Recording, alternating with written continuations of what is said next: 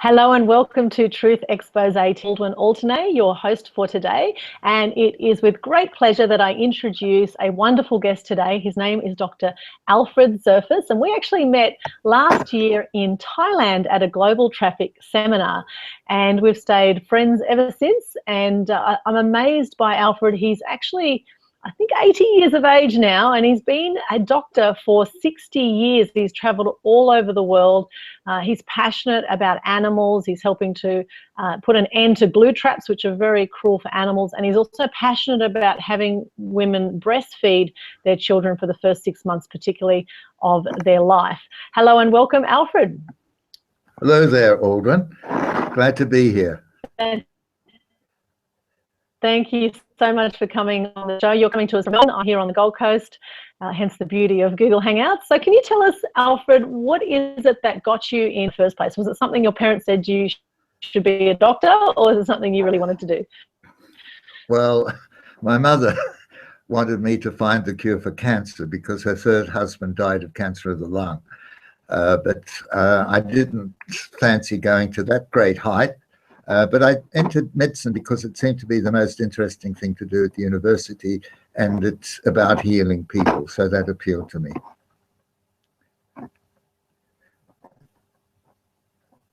And so after I got my degree, Okay. I just look. Yeah.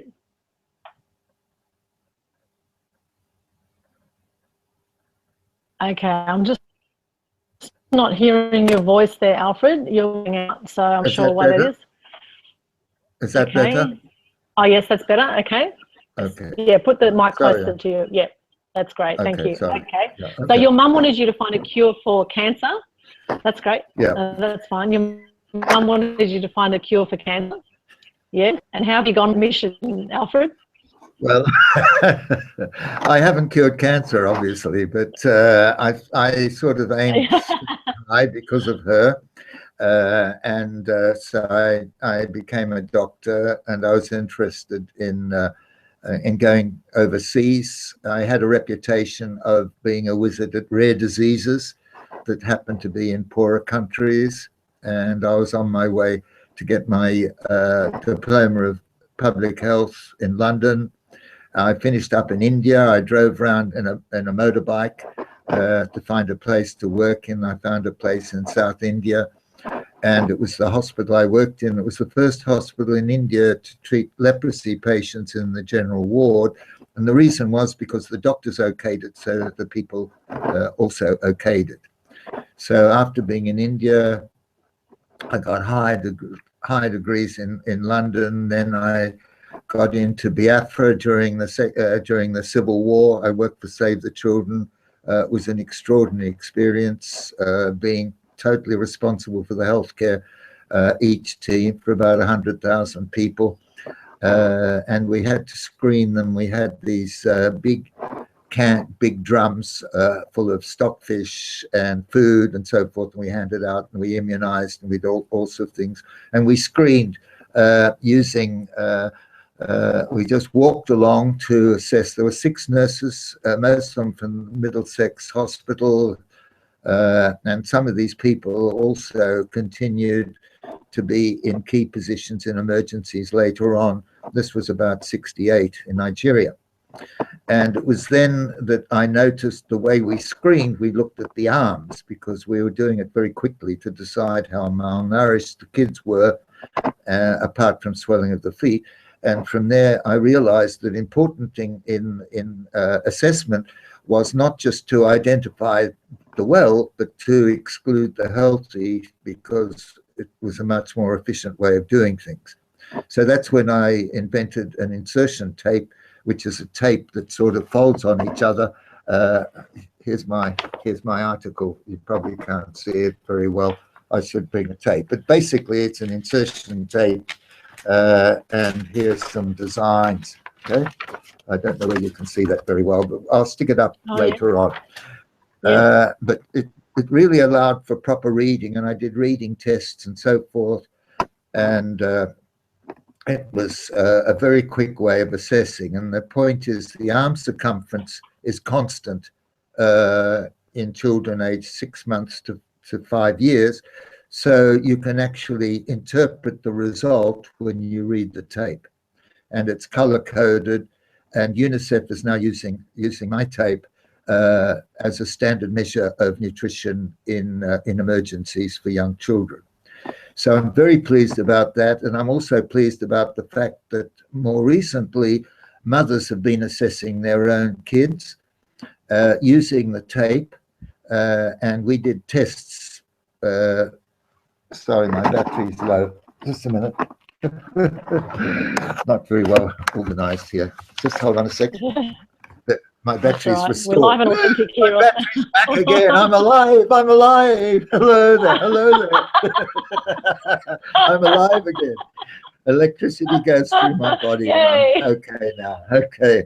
So anyway, just to finish the story, the fact that mothers can now assess the nutrition of their own kids is a huge empowerment tool, because it means they don't have to rely on going to the center to get weighed and so forth. Now, this is only in special circumstances, in emergency for severe types of malnutrition.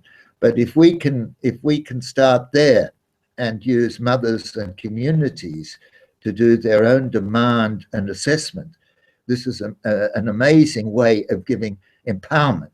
Okay, not just in assessment, but in decisions that concern them. And I can see in the future power that generates to local communities and people, so they have an awareness of what they can do for themselves and for their neighbors and relatives and friends. So I see in the future that the world has to go to people and communities. It has to go from the local level up, not from the very high level down, because so many people miss out. So it's really an indication, just one example of where we can go.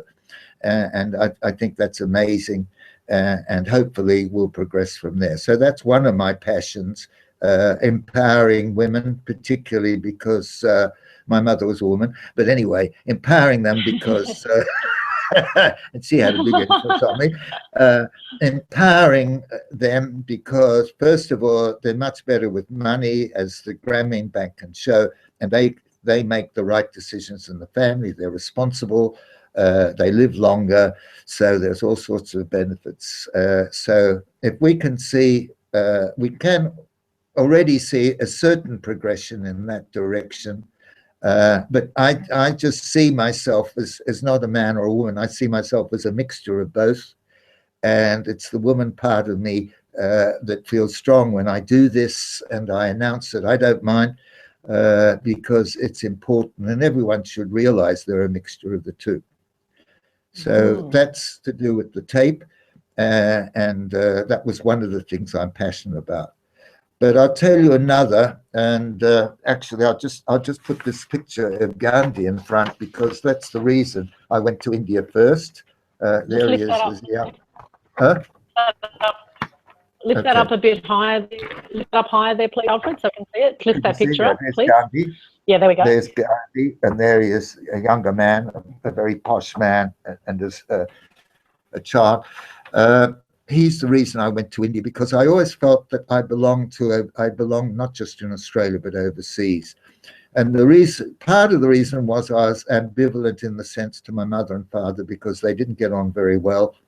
And so I found myself shared between the two. And with that ambivalence, it was directed to my life in Melbourne, Australia, and my longing to be overseas as part of being overseas. So now I have 2 Indian grandchildren, and I'll be going to the wedding of the boy with my other family, my daughter in the States. So it's going to be a get together. So at least that's been achieved. But I think all of us don't belong in one place. I think part of us belong globally, part of us belong to other people, a recognition of their needs and their trust, and so forth, because we're all part of the human race, and we have to realize that we're responsible to each other. So that's the part of me that went to India. I got into working in leprosy control for 20,000 patients. And then after Nigeria, I went to Harvard. And in fact, in Harvard, half the time at Harvard for my Master of Public Health was working on the tape, on the insertion tape. And then when I went to UCLA to work with a guy called Dick Jelliff, I got introduced to breastfeeding more. And I've decided I'm planning to start a foundation in his name. Okay. Now, Dick was an amazing person. He was a Brit. He opened up the center, the maternal and child health in Makerere University in Uganda. Then he went to the Caribbean and opened up another center there. Then he finished up in UCLA, where I worked with him for 10 years. We had a project doing assessments in countries, helping governments. This was within CDC.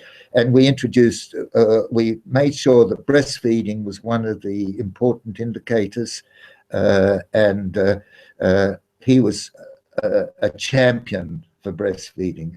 He wrote a book, some key books called Human Milk in the Modern World and so forth. And he was the one anti-Nestle person. He even got Nestle products banned from UCLA. And I remember when we were talking in his study, because he was the chair of that department in the School of Public Health, and he'd get a phone call, he'd answer the phone, he said, "Wait, Fred." And he was very much admired as a speaker. He was very charming. And so people wanted him to speak at their conferences. But he had this book that he took out, like, you know, when you used to go to the airport and they check your names to see if you can enter the country or not. So he had this book. He was vetting the people. And if they had any attachment to a formula company, he'd politely say, "No, I'm sorry." But he was a real champion. And I want to follow in his footsteps and start a foundation. The reason is because I'm not really an expert in breastfeeding, although I've been involved in this, in surveys, in work in emergencies, in the growth of children and so forth. But he's a real hero for me. And I feel his name should be continued. People still know him. When I was at UNICEF, I worked with UNICEF for 15 years, and I was in headquarters for 3, promoting breastfeeding with another amazing person called Irvin Johnson, who was a Swede, who was so well organized, unlike me. But he's helped start something called WABA, the World Association for Breastfeeding Action, which is now based in Penang, and that is the global coordinator for breastfeeding. So the issue here is that we've done a lot for breastfeeding globally, and some of the figures are much better, but we're still losing the battle against the formula companies. And I hate to see such an efficient method of bonding, okay, between a mother and child being destroyed, okay, being destroyed by greed and money, okay? And that's why we have to do something more about it. I've seen children die in the field because they weren't breastfed. There's an amazing paper on the effects of not breastfeeding. In fact, that was presented to a stockholders meeting in Nestle in Switzerland, and the members there just looked at it. So I think there's a bit of ignorance, there's a bit of misunderstanding we have to do. So this foundation actually will be focused on innovative methods, okay, to promote breastfeeding. And one innovative method I think personally is underutilized is the internet, because that's the equalizer around the world. It's the world's biggest machine, okay? And we have to make the most of it. And that's the way that people communicate in different ways. So basically, on the internet, there's something called YouTube. And one of the ideas is to put babies first, okay? Babies don't have a real say in this, unfortunately, and they're the key people. They're the continuation from being a fetus and being born. The natural continuation is to go to the breast. That's an extension. That's an extension of their childbirth. Babies are pretty fragile. You know, they need that continuity, and without that, awful things can happen. Even in developed countries, you can have obesity, cancer in the women. You can have reduced IQ. Okay, there's no connection with stem cells unless they get breastfed, immunoglobulins, and there's a lot of allergies. Okay, from milk. And the other, I mean, so basically when we're talking about the babies, okay, my idea is to put babies first. And the idea is to have a super baby, all in animation. Have a baby soccer team belting cans of milk. Have a baby orchestra, having voiceover. Okay, and putting the baby first, and baby knows best. So that's what I'd like to see. That's just my little contribution. Now I'm an outsider, but I want to stir up the pot. Okay, I want to stir up the pot, and try and get new insights into how to get, because we're losing the race. Only 40% of babies are properly breastfed throughout the world. And in Africa, in South Africa and Nigeria, it's only 10–15%. That's awful. Why are we wasting all this, all these goodies? Okay, we're wasting it, and we're kowtowing. Now we can't attack the formula company because they've spent so much money on advertising. They'll turn it around. So we have to promote breastfeeding and other ways of having competitions. Let's say on YouTube, a 1-minute competition about why they breastfeed in spite of all these advertising and so forth. So another idea is have a cow, gloating. You humans, you rely on me, don't you? Ha ha ha! I win in the end. That sort of thing with some voiceover, because the cow has lots of moves. You see, you can put subtitles to the moves. The baby has 5 different sounds. So what you can have is the baby making the sounds and so forth. So anyway, maybe I'm digressing, but I think we have to pay more attention to the key player. We have fetus rights. Why not baby rights? Okay, so basically that's one way to go. Now the second part of it is more important, and that is interviewing key breastfeeding promoters around the world. Okay, and putting it together, making a webinar about it, a book, ebook, getting them together, and hopefully I can have something ready, because in December there's the 2nd World Breastfeeding Conference in Johannesburg. Okay? And the other player, of course, is China. Now, China, only 25% of the babies are properly breastfed. Okay, and the reason is, of course, because mothers work, they have problems breastfeeding at work. It hasn't been set up, and there's all this advertising. So hopefully China will start turning around, and they aim to improve this to 50%. So countries need to look at the goals, compare things, and move on. So back to the breastfeeding. So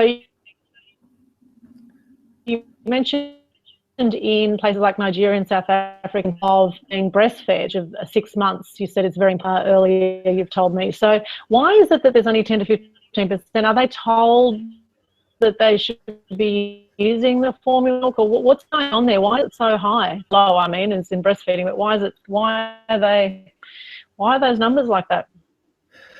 Advertising, media. Okay, I think the formula companies spend almost $1 billion in advertising a year. They insinuate themselves within the institutions. They give free samples.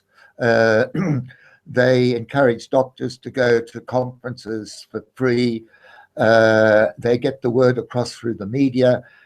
Recently, there's an article called breast is best, but it doesn't seem to work, because on the cans, the formula companies say breast is best, but this is much more convenient, etc. So they shouldn't be getting away with this, but they are. Okay, and they're influencing governments, because in some governments think the people demand formula feeding. Okay, they're not demanding the breast because they don't know the benefits. They don't know the benefits of breastfeeding sufficiently. Now, when we did the surveys in Liberia, I was amazed at these wonderful women who breastfed their babies, okay? They did it purely with breastfeeding alone, because breastfeeding should be exclusive for the first 6 months of life. The problem is, if a woman has a Caesar under an anesthetic, she's separated from the baby after birth, so there's less incentive to give the baby to the mother, okay, and so forth. So these things happen, and the earlier the formula company can get in, the better. Now, all they have to do, the baby can still be breastfeeding, but if the formula company get the formula into the baby, the sucking reflex gets best, the demand for breast milk reduces, and so forth. So it causes breast problems in the mother, and the baby has less breast milk and more formula. And the other big thing about formula is that when you mix it with water, the water's often contaminated and the baby can have diarrhea. And in fact, we found out that the onset of severe malnutrition, everyone thought that it only started after 6 months because breastfeeding protected the baby. But we found when we did the surveys in the 70s and 80s, I analyzed a lot of surveys in those days, that the actual malnutrition starts around about 3 months of age. So the baby's already at a disadvantage. And now more and more people are being pushed into cesareans and told that that's a great way to go, and that it's dangerous for mothers to have natural births. What's your opinion on that? You would have seen a lot of births, no doubt, in your time. What's your thoughts on this push for cesarean? Is this all tied in with these companies like Nestle and formula companies? No, cesarean is the message getting around. It's a lot more convenient to have a cesarean. It's nothing to do with, I mean, theoretically, around about 5–10% probably need a cesarean or need some intervention in hospital. But the bulk of pregnancies are normal. And I'll give you an example in Bangladesh, where I've done a little bit of work with an amazing NGO called Ganesheshwar Kendra, which started actually as a single hospital and now expanded to district-based hospitals, district-based health centers, 3 hospitals, university, etc. And the person who's involved in that, he feels that births should be normally at home. People should have home deliveries, particularly in poorer countries. They have the support of the community, their family, they're comfortable. They have a local midwife who's been trained in deliveries, okay? And so that's the best place for the woman to be. Now, obviously, if there's a complication, they should be referred. So you need a good logistic referral and a good training of the midwife. Now, the funny thing is that in Bangladesh, they're the only agency training local midwives. Okay, and there's 40,000 of them. So there's a lot to be done in their training and orientation, and really the connection of the formal health system with the local health system and the local ways and tradition is not working, okay? And it has to work in order to this to be the case. Unfortunately, the lines become blurred, and so the indicator for reducing maternal mortality, in fact, maternal mortality has the biggest difference between poorer countries and better off countries. There's a difference of 50, 100-fold in the number of in the mortality rate, okay? And so the reason for that is that they don't have a safe delivery, okay? And the essence is to make sure the referral system works, not encourage all the women to come into a center to be delivered and have a Caesar, okay? Because that's not safe anyway. So unfortunately, there's been a push, okay, to train other people who would encourage women to come to a center to have a delivery, when what we need to do is to train the local people and get that communication between the local people and the center and get them coordinating in the work. Okay? So unfortunately, we've got a lot of Caesars, and I think mothers and there was a study where half the seizures were due to mothers, not because they had any complication, but because they thought it was a more convenient and better thing to do. Okay? So we're locked into this society, this urbanized society that's looking for convenience. And I'll give you another example for convenience, and that's glue traps. Now, glue traps are hideous, sticky traps that aim to catch rodents, okay? But they also can catch kittens and birds. And what they happen is that these animals get stuck on the traps. They can't get off. No one's around to relieve their pain. And they take about a day or two to die. And they try and get off them. And they nibble their legs and so forth to try and get off. And it's an absolutely cruel method of attacking these animals. And why is it done? Convenience. You know, people just put it there. They forget about it. It's not important to them. They don't want to know what's happening. And I think that's symptomatic of our society. The consumers are locked into convenience, okay, whether they need it or not.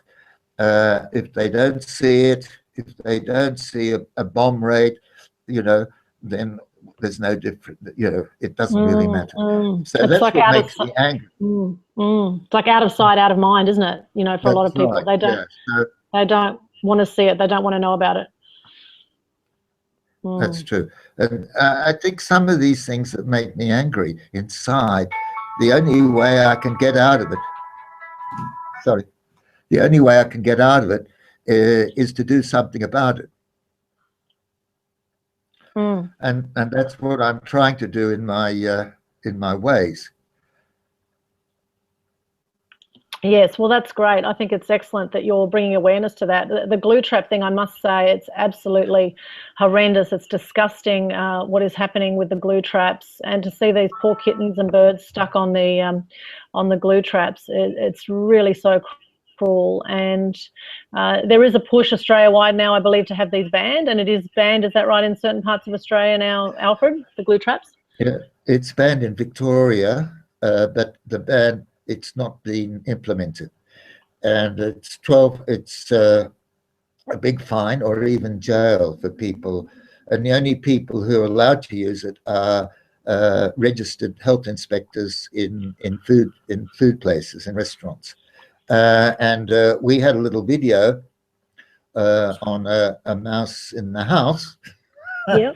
I played the mouse actually recently, climbing up the steps towards Parliament House, saying, "Do something, do something." And a Green minister passed, and she actually finished up asking the Minister of Agriculture about it. Why hasn't this been implemented? And so there might be a little bit of action. But the biggest problem is eBay. And eBay gets away with selling just about anything, and they sell these glue traps in bulk. So these can be bought anywhere, and no one knows better. And there's no ban in the US, no enforced ban. And even in the UK, they had a petition against it, but I don't think it worked fully. But this is simply one example of inhumanity to animals. So at least, you know, the idea is not to find the cure for cancer, but do something, you know. And I'm encouraging everyone, if you have a pet anger, a pet peeve, or something you feel you don't like, do something. You don't have to do a lot. You can just do a little bit, because if a lot of people do a little bit, then we can get somewhere, and we can make it political. Absolutely. Okay? And I think the whole point about the breastfeed, going back to the breastfeeding, until you can make it political, or until, I mean, I even thought of a little video about a baby suing the formula companies, or suing their formula companies because they were denied a proper IQ, they were denied stem cells, etc. So the legal aspects and the money, it starts in the money and ends in the money, okay? So if there are ways of getting around it, look at the tobacco companies. The trouble is they're still functioning in many countries. So these guys are strong, and it takes a lot of effort, I know. that if and if you start doing a little bit about it, I've learned myself, you feel better about yourself, you feel happier about yourself, you start loving yourself a bit more, and then that gets on to other people. So at my old age, I just found 6 months ago, this is amazing, so all you oldies, it's never too late. I just found out that it's not bad to be different.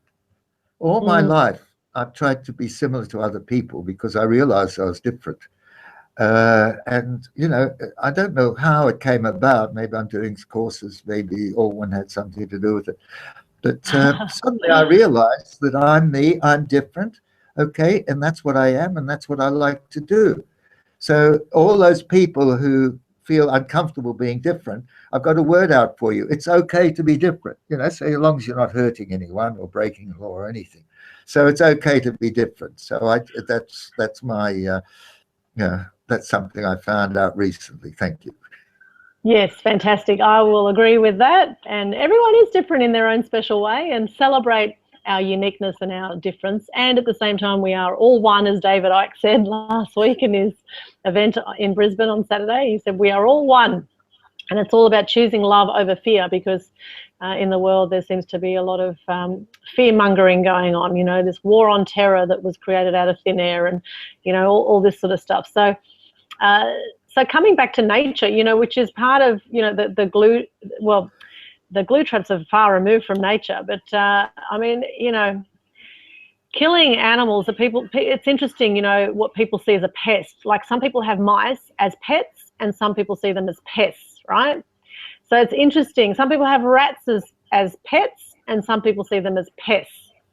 Now, I look at all animals and I just think they're all amazing. I think there's something unique about every single animal out there, and every single human being out there. There's something unique. And unfortunately, a lot of people are dumbed down, I think, by society, or they put their own glass ceiling above themselves and they don't step out from the crowd because they don't want to be mocked or don't want to be put down. And coming back to nature, I think, as much as possible is really, really important. And coming back to appreciating nature, whether it's animals or whether it's yourself and your own uniqueness, coming back to appreciating that and to honouring that, so that you can be a full self-expression of you. I think that is really important, because I think often, Alfred, we're very hard on ourselves as people, and I think we're very hard on animals too sometimes. And so, the glue traps are absolutely disgusting. Coming back to nature with breastfeeding. Breastfeeding is nature's way of connecting mothers with their children.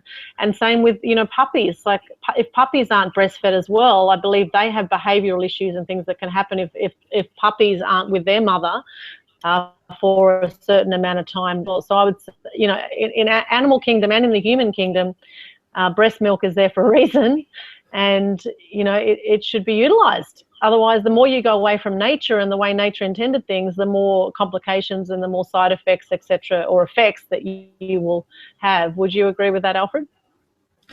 Oh, I agree 100%. I mean, we're all living beings, okay? And that's what we have to respect life, basically. And that's, I mean, a good friend of mine passed away just recently, and I still have memories of him in my heart, okay? He's still there, okay? But the other thing is, it made me realize how lucky we are, how fortunate we are, and most of us, and we all have something we can do and something to be happy about, and choose that.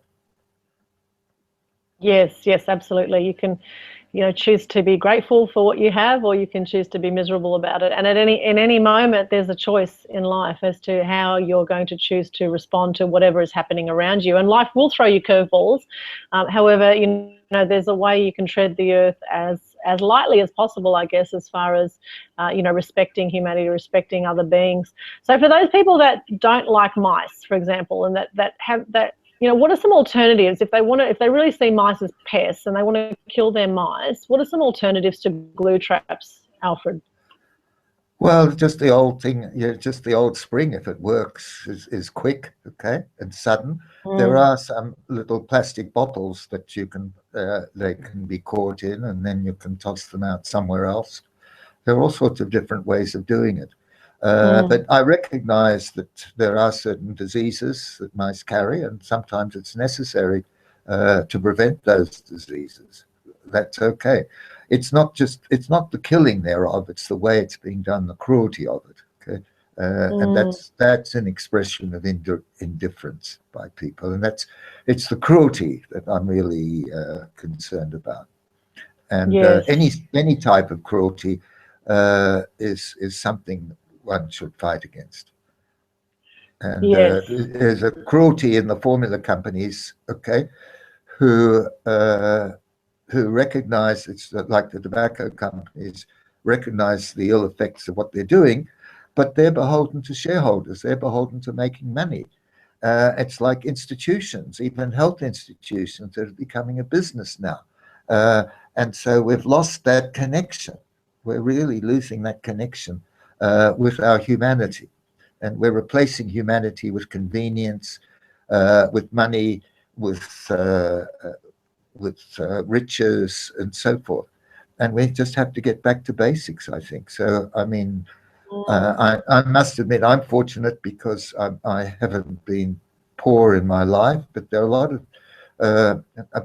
of people like me who can perhaps examine themselves and look at things, what they have passion about, what they love doing, and so forth, and what they can manage. So there are all sorts of things that people are passionate about and do something about. And all I'm saying is you don't have to do a lot. Just do a little bit, and so you get that feeling that you're contributing. That's all. Very good. So with the breast milk issue and with the glue trap issue, so what are some things people can do to help spread the word, to help encourage breastfeeding and help to encourage alternatives to glue traps? Well, there's already a lot being done in terms of counseling, in terms of promotion, in terms of use of media, in terms of agencies working, and governments too. They're trying hard as they can, but they don't have enough funding, unfortunately. There's a big battle going on with the formula and other companies, and that's the problem. And that's partly why we're losing the race. Our intentions are great, but we just don't have the funding, we don't have the power. And so we're having breastfeeding week next week, actually, and that's a time sort of to get together. So a lot is being done, but I think the crux is getting the demand for breastfeeding, particularly by mothers.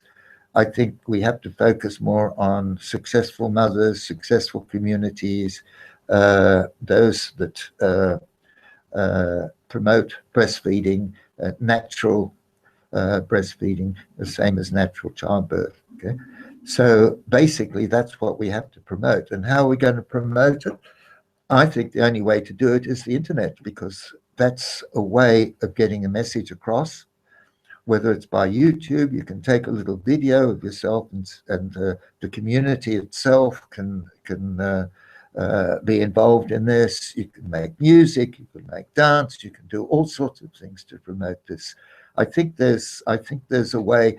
We're using mobile phones now to send messages to people in programs in poorer countries. It's the mobile phone that's connecting people as well.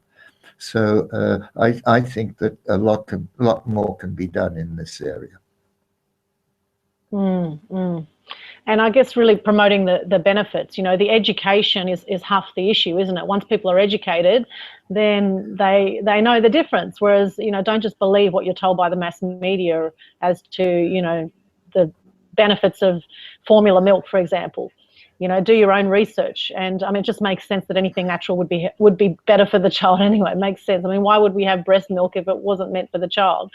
And a great way for the mother and the child to bond, obviously, as well. So, yeah, so I think, you know, putting aside those reasons and excuses why you can't breastfeed and looking for ways to make that work. Because you can do, like, if people have sore breasts and things, they can do extractions and different things, can't they, to still feed breast milk, even if they're having a few issues. There's still ways that you can work around it. Yeah, I mean, the alternative is expression if the timing isn't right of your own or other people's milk, okay? The milk banks, So there's 3 or 4 alternatives before you get onto artificial milk. But stay clear of the first 6 months. That's the point. The trouble is these companies want to get the foot in early, okay, and so they can't wait, okay. But it's good for their business if they start later, because that's a big plus, a big social plus for the companies themselves. And I think that message can get through as well, because after 6 months, there's still a lot of time, you know, for special foods or whatever, or local foods.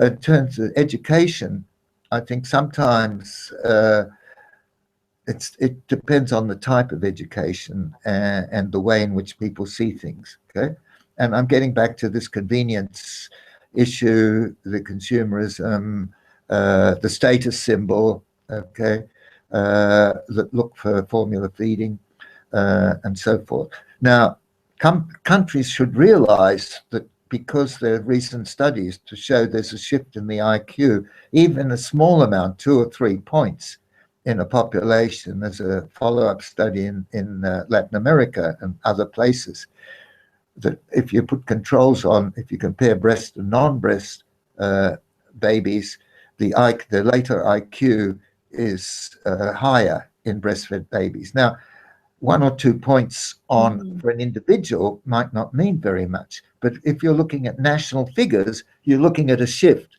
You're looking at 2% more geniuses, and you're taking that 2 or 3% or whatever from the retards due to that. So you've got to look at the distribution as well, because it affects the country as well.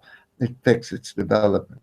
And economically, if all babies were breastfed in the first 6 months of life, I think it's worked out you'd save about $600 to $800 billion a year.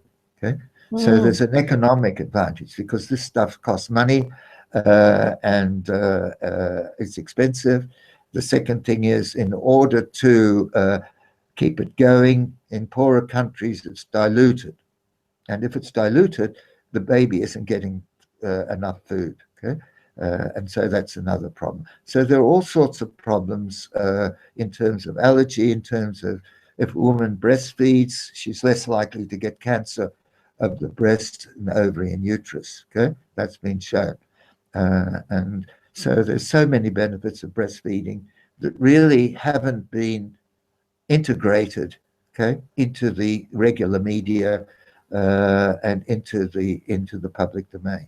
So that's one thing, and that's one thing the internet do, and that's one thing successful mothers, successful communities, even villages now, even areas now are working towards being baby friendly. It started in hospitals, now they're going into communities. So there is a groundswell, but it needs to be encouraged a lot more. Very interesting. So what are other kind of things did you see in your 60 years traveling overseas? What are some other memorable moments that you had in your journey? All right, I'll tell a little story. I worked for WHO in Pakistan. I worked a lot in Pakistan and India and the Middle East, etc. And I did videos. I was reviewing nutrition monitoring in the district, and I took videos. And I took a video of this midwife, this local midwife, and she's explaining how she monitored the kids in the village. And then she kept talking about, oh, you know, I don't just teach the mothers, I go into their homes and I bully them and I say, have you sent your baby to be checked? And are you doing this? And are you feeding that? In a very sort of social way. And she was obviously very much into the community, because doctors don't come from the place they work in, but these ladies do. So they know what goes on. A doctor comes as part of his job, he moves in one place and then to the next, whereas even nurses can stay local. So she was just so amazing.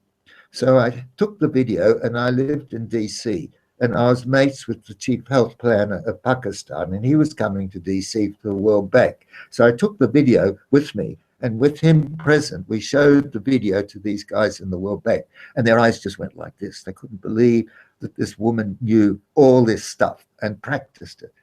And hopefully they rethought, you don't need all these posh manuals, you don't need all these posh consultants coming over telling people what they do. They simply need resource support, okay? If they need equipment, materials, and whatever, they need local support. That's all it is. And we're talking about village midwives in Bangladesh, in Africa, and so forth. We have to look to support people.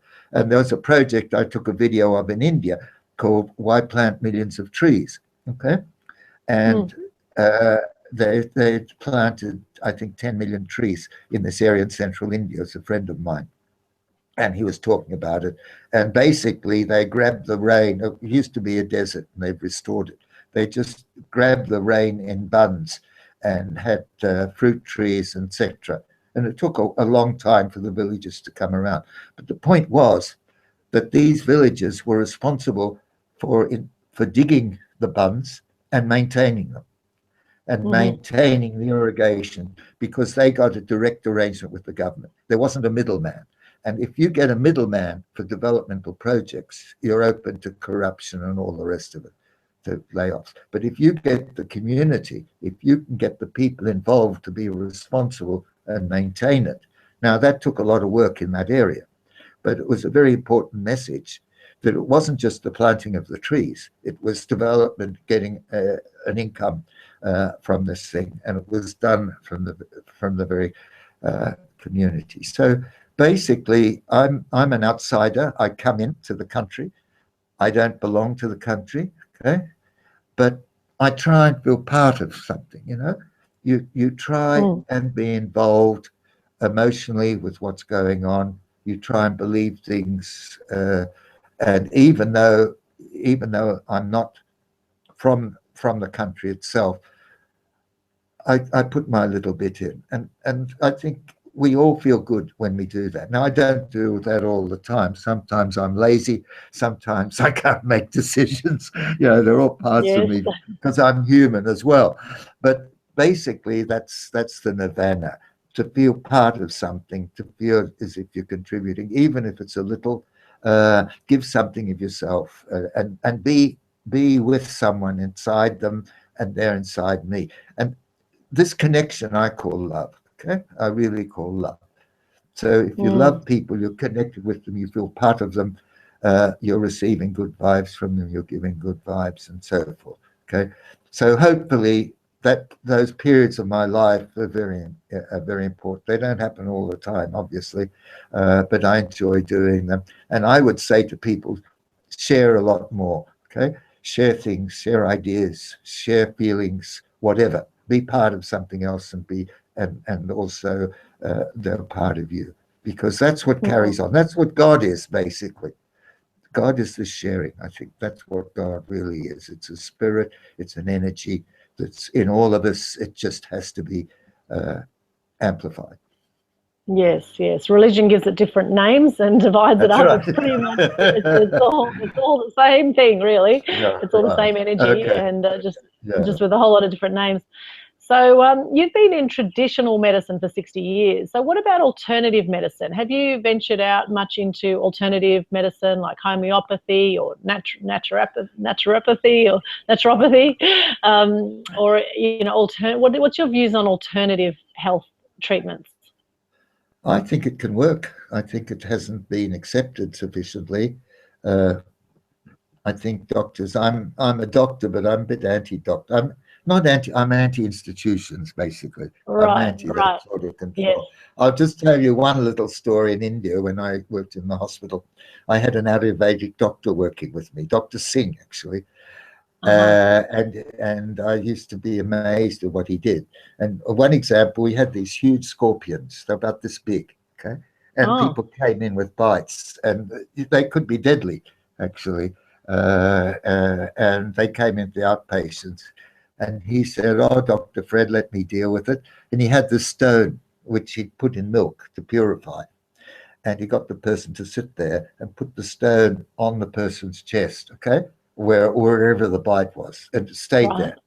And then he spoke with them and said, "Look here, The pain is now condensing. It's going down into that spot. Might have taken a while. And then when they said they didn't feel the pain anymore, the stone dropped off. And I saw that with my very eyes. So these are things you actually can see.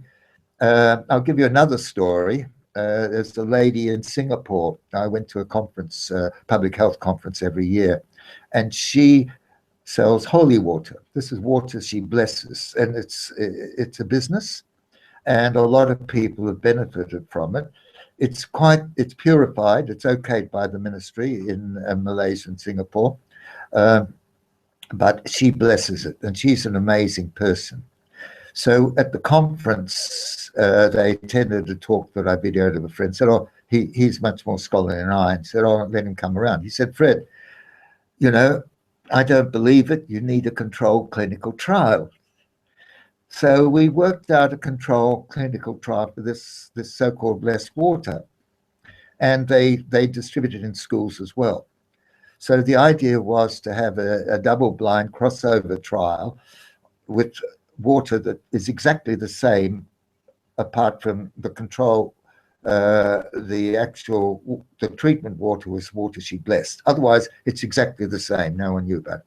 And we'd split it in classes and do a study of it. And the university was keen to do the study, but it would have cost about $100,000. So this only happened recently, a year or two ago. So one of these days we'll go back.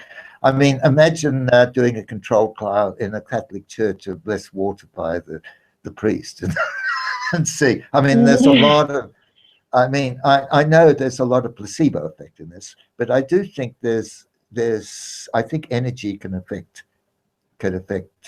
material things. It can affect health. It can affect humans. It's an area that is only just beginning. They're starting to be able to measure this energy, and I think in the next 5 or 10 years we'll have a much better fix on it.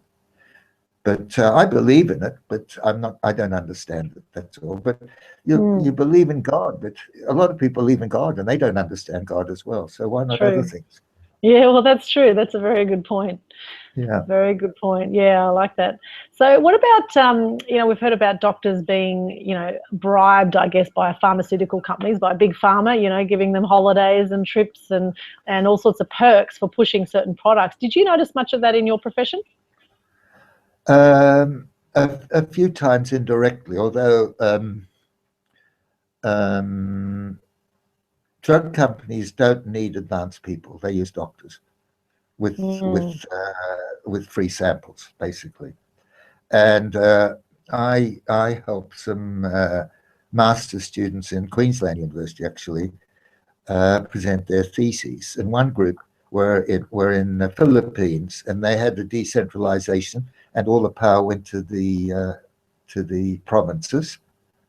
And so they were wanting to see what effect this had on their medicines.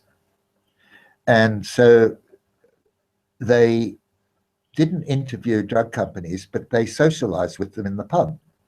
And the drug companies didn't know who they were. And there was one patient in the hospital, they put some money in together, so they were quite matey. So the drug companies showed how they discussed how they worked, over a beer or two. And basically, they have a quota system. If they don't reach a certain quota, they're under a lot of pressure to reach a certain quota. So in other words, they've got to approach X number of doctors, okay, to prescribe the drug. If they don't reach that number of doctors, they could get the sack. So that's what they were saying. Look here, it's our job. This is what we have to do. However means they can. So basically, that was what's happening. So doctors now, look, doctors, they're humans. They need to put their kids through college, etc. So they're human beings as well. And basically, if they think that drug if they're sold on a particular drug, okay, even though they haven't read it up completely, perhaps, or even there are other drugs, generic drugs, that do just the same, because a lot of these drugs are just variants, okay, over generic, or a lot of drugs are done to counter the side effects of another drug. So one has to be very careful. But basically, doctors or health people, it doesn't have to be a doctor these days, because um, health workers can prescribe as well. So, and on the top Forbes 10, I think 3 or 4 are drug companies in terms of profits. I mean, they make huge profits. I mean, take HIV, the amount of profits they made on that until they were pressured, okay, into making treatment much more mandatory. Yeah. So, yeah. And we mentioned cancer before, and your mum said, you know, get into be a doctor so you can find a cure for cancer. And, you know, I saw an amazing documentary called Cancer, the Forbidden Cures, which is actually on YouTube. You can watch the whole documentary there. And it showed all the cures that there have been for cancer over the years that have been shut down by big pharmaceutical companies. Because clearly, that's business. That's business. And, you know, that society seems to come second when it comes to big pharma. It really is about profits and greed, as you were saying there at the beginning, you know, with the formula companies as well. You know, it's I think it's quite disgusting, really. I think it's disgusting that they will put money before people's health, but of course they don't, because a lot of the world is run by psychopaths and sociopaths that have no compassion and no empathy for people, and they're just out to control the world. No, they're just good business people with no qualms, you know. But there's a company called Cipla in India. It's one of the leading companies, and they don't go so much for profit. Okay, my colleague knows him personally, and so there are some good ones. And I think the important thing is to support the good ones, and get them into tow and get them to make a profit, because they deserve it. So that company, how do you spell that, the one you just mentioned? Cipla. It's based in Bombay. In fact, that was what Cipla. Cipla. Cipla. Oh, LA, Cipla. Okay, Cipla. Yeah. Okay, I haven't heard of that. Okay, so they're a pretty good one. Okay, yeah, well, that's good. That's good to know. I think the way, I mean, these guys are based on competition. And if one of them gets ahead, they're going to ask, well, why is this guy getting ahead? And if they're getting ahead by doing good things, they might start rethinking. Who knows? Yes, indeed. So what else can we do then regarding either breastfeeding, glue traps, our health in general? I mean, what do you suggest for people if they do get sick? Would you suggest they go straight to the doctor, or would you suggest they do something else? Oh, I think they should examine all possibilities. Obviously, the doctor is the person.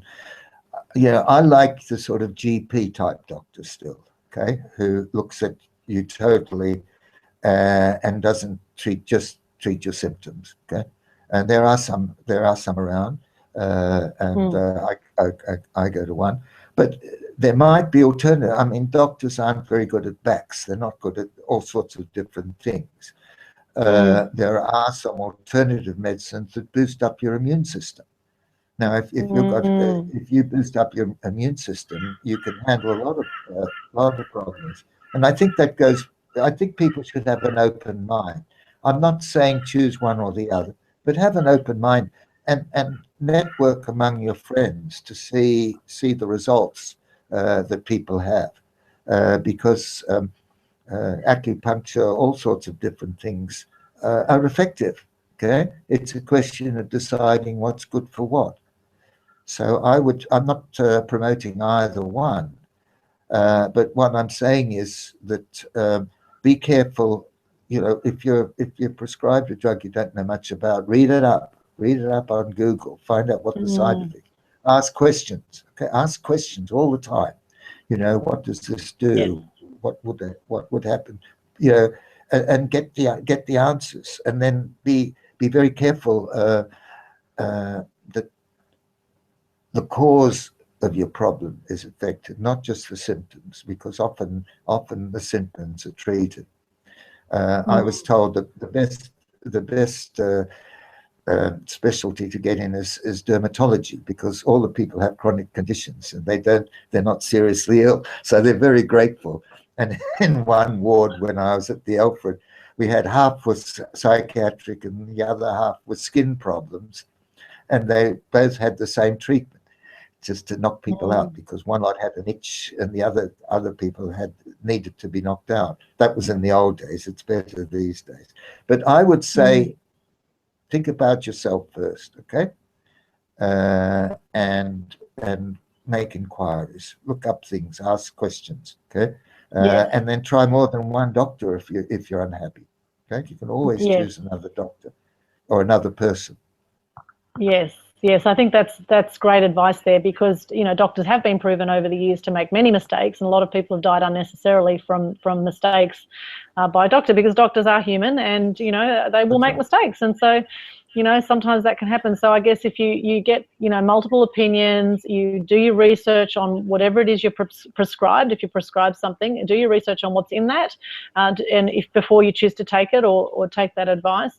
I think that is excellent advice there, Alfred. And what about? Yeah, but I praise doctors. I think they're doing a marvelous thing. I'm not talking about doctors per se. I'm talking about the institution. Yes. And often doctors are overwhelmed. They can only see people for a short period of time, and so forth. So they've got to make out the best they can. Yeah. Yeah, and they're just probably doing the best they know in how they've been trained. Sure. So we do need to wrap up very shortly, but I'm curious as to what you think of multivitamin tablets and things like that. Do you think they're really good to actually supplement your diet with multivitamin tablets? I'm not an expert on that, so I really don't know. But look, if they're doing good for you, take them, because they're not good. The only ones to be careful of are the fat-soluble vitamins, vitamin A and D, because they're not excreted that easily. E and K also are fat, but it's the A and D that if you take too much, okay, then you can get into trouble. That's all. Oh, okay, that's interesting. Okay, that's interesting. And you were talking before about treating the cause of illnesses rather than the effect. And I love the book You Can Heal Your Life by Louise Hay, because she talks about all illnesses in the body or dis-ease in the body coming from an emotional issue. So that's something really good, doing affirmations. I found that really good myself when I've had different ailments over time. And there's definitely a place for emergency doctors as well. Like, I almost died a few years ago with a quinsy in my throat, and I ended up in hospital in the emergency ward and was on an antibiotic drip for 3 days. Just happened to be over New Year's Eve, so that was kind of an interesting wake-up call a few years ago. And in that case, I really needed emergency treatment in the hospital, otherwise I could well have died. I was out at Woodford Folk Festival emceeing when this came on, and quinsy is a bad form of tonsillitis, and if it's, as you would probably know, your whole throat just swells up, and that's right, exactly. So, and it can happen very quickly. So it was a very scary experience for me. And well, thank goodness that the emergency treatment was available at that point, because I tried alternative natural medicines at that point that weren't working, because I just thought I had a cold. So I was treating it with lemon and honey and things like that. Whereas if I hit it with garlic, see, garlic's a natural antibiotic. So if I hit it with garlic early on, if I'd known that that's what the case was, that could have helped reduce it. But I didn't know that at that point. So I was treating it with the wrong things naturally. So it's knowing that sort of thing too, I guess. Doctors are important, obviously. And I think the doctors in general are great, okay? I'm not belittling the doctors, but being a public health person, I'm more concerned with prevention and attacking the cause and improving the immune system in people, their ability to fight back, and so forth. Yes, fantastic. Which all starts with breastfeeding. So we really need to wrap up very shortly. Here we are. Fantastic. Hello, goodbye.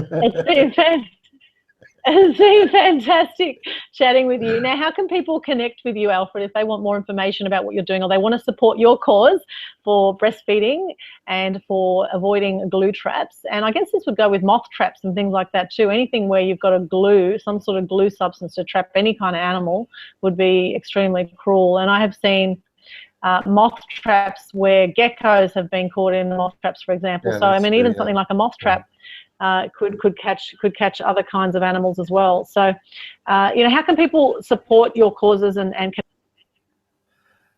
Well, I'll be putting up, I suppose they can send me an email at present. It's my name, azerfas@gmail.com. That's my name. And I'll be putting up a web page soon. I had a web page up, but then I got so many people from Europe inviting me to different things, so I had to fix it up. So, sure. And you're also on social media. You're on Facebook, you're on Twitter. I'm on Facebook, and it's my name, just my name, Alfred Zerfas. Okay. So and I'm delighted to be with you, and I hope people have found things interesting, and I hope it's been informative. Thank you so much, Alfred. Thank you very much for doing this. Okay, great. Thank you, Alfred. It's been an absolute pleasure chatting with you. I'll say goodbye. And yes, so you can say goodbye, and I'll just do. I'll let you do that little wave. I don't think people. Okay. You want to do the wave? Do the wave again. Do the wave again for us. Bye bye. I love you all. Thank you, Alfred. That's awesome. Thank you so much for everyone who's been watching this episode of Truth Xpose TV. You can connect with us on Facebook on Truth Xpose TV, also connect with aaxpose.com, and Aldwyn Altuney. You can find me all over the social media on Facebook, Twitter, LinkedIn, Pinterest, YouTube. If you're seeing this on YouTube right now, please like and share and comment. We'd love to see your comments on this video. And if you have any questions for either of us as well, please comment on our social media, and we would love to chat with you. I'm on Instagram as well. So fantastic. Thank you so much, Alfred, once again. Thanks to you for watching and supporting what we're doing here, and we'll be back shortly with more episodes, so stay tuned. Truth Xpose TV. Thanks again. Have a wonderful day wherever you are in the world. See you for now.